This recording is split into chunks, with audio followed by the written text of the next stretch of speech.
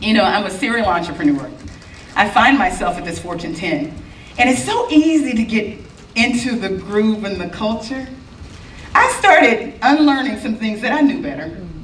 But one day, there were 3 or 4 of us women, and I gotta tell you, this company has some good-looking black folks. Oh, these people, I call them fine people, fine cars, fine clothes. And they were credentialed. These people were just black excellence, right? We're sitting together after attending a diversity, equity, and inclusion conference, and you've been in those sessions where everything was said and yay, but there was some stuff that needed to be said. Yeah. You know that stuff?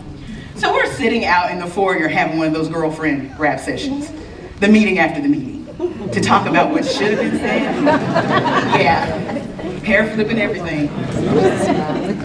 And I remember one of them saying to me, well, Michelle, you should have said it. And I mean, after all, that was my role. I stood up diversity, equity, and inclusion corporate communication for the entire company. Well, certainly you could say it. And you know what I said? And before it came out of my mouth, I couldn't catch it. And when it came out, I was like, I can't believe I said that. Do you know what they do to me if I said that?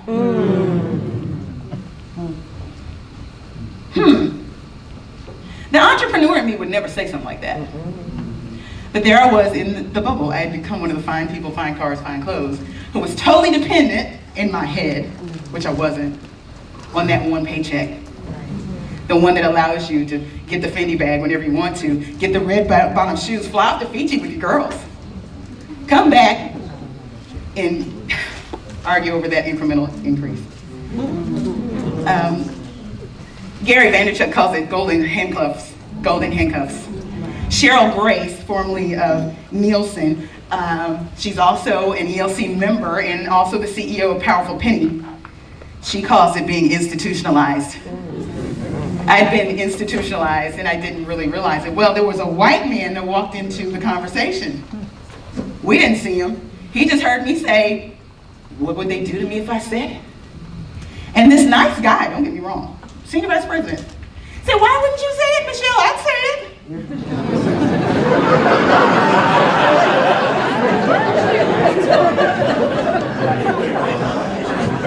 And so we kind of looked at each other like, he wasn't invited, but go ahead. And he said, let me tell you why I would say it. Because what would I do? If they took my job, I'd just go find another one. Whoa, yeah. Could it be that this white guy knew his value and we did not?